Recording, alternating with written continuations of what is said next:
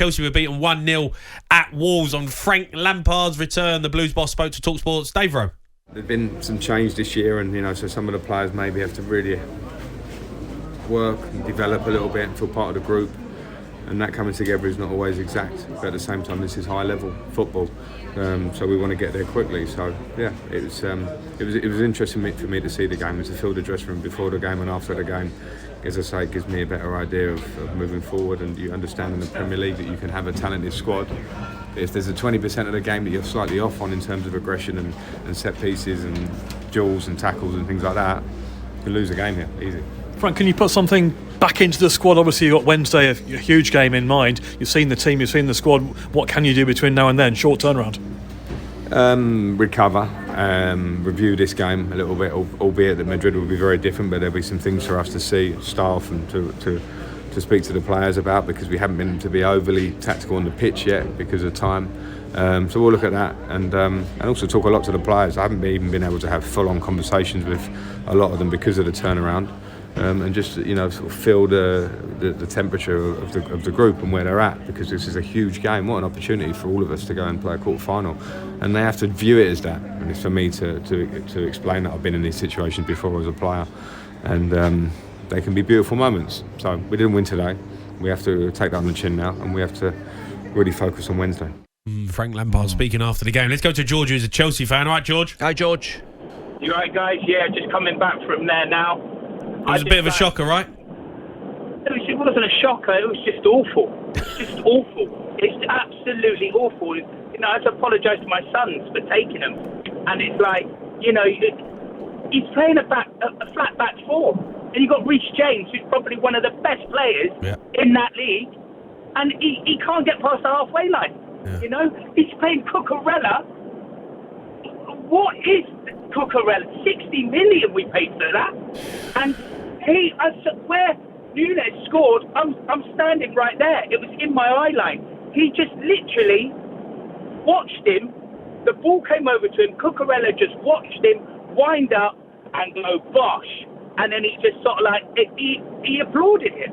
As if to say, what a good goal. It was a good goal. Yeah, but he should have blocked it. It's like Chelsea were toothless. I'll say it again. I've said it so many times this season.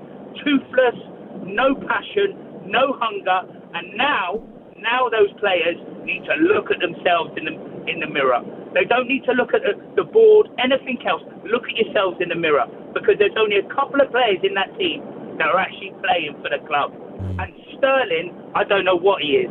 I really don't. He might be good for England, but that bloke just runs around like a headless chicken, runs into problems.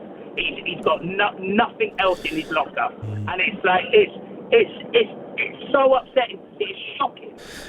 They've got to go to Real Madrid now, the European champions, and yes, I know we've done it before and stuff like that, but I was saying I think we could win the Champions League, but I just think we're going to just get turned right over. Yeah, George,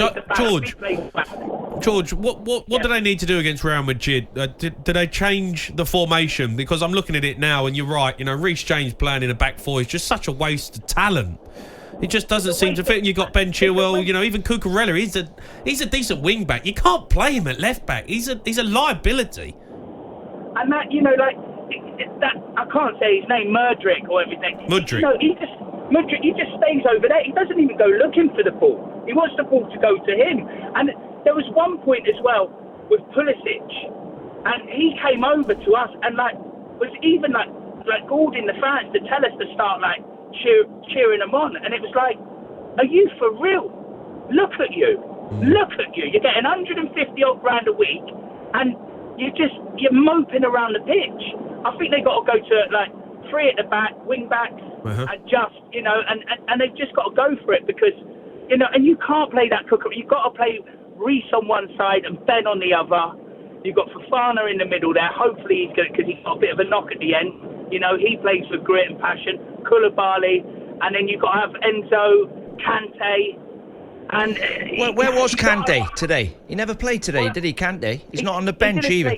Is he on the bench? I think he was resting him for Wednesday, Yeah. You've got to rest someone like that at the moment, he's too valuable. Look, this league is written off this season. We'll write this season off. you know. But we've got to finish it with a bit of pride. Yeah. We've got to finish it with a bit of passion, and we've got to give ourselves some hope for next season because, you know, like Haaland just scored his 43rd goal. Yeah. Yeah. We've scored 29 goals all season, and that's one man. I know. It's crazy. It's crazy. It's unacceptable, really, Chelsea, the amount of money they've spent. And I think they've realised now, Dean, that they made a massive mess, Todd Boehly, hasn't he, since he's come in. He's just made so many mistakes. You know the old saying, if the generals and the colonels can't get it right, the soldiers can't win the war. It means if the people up the top making the decisions are not sound as a pound, it comes down and eventually goes on the pitch. I've managed different teams, and I'm in the end, I more or less knew if it was going to go wrong. Why? By the owner. By the owner, what the decisions he's and the way he's thinking. I mean, Todd Boehly knows. It's like me going to the NFL and with 150 million and getting there and trying to buy an American football team, and I haven't got a clue what I'm watching. The first thing I'd do is say, "Who's the manager of my team? Who is he?" And they go, "Say it was Thomas Tuchel." Yeah. Is he a good manager? Yeah, the best. He's in the best 3 in the world right now. So, good. He's in charge of our football team. We can't get anybody better. No, he's up there. And you end up, how long later? Exactly. Frank Lampard's come back off his holidays to manage the team. Yeah. Part-time.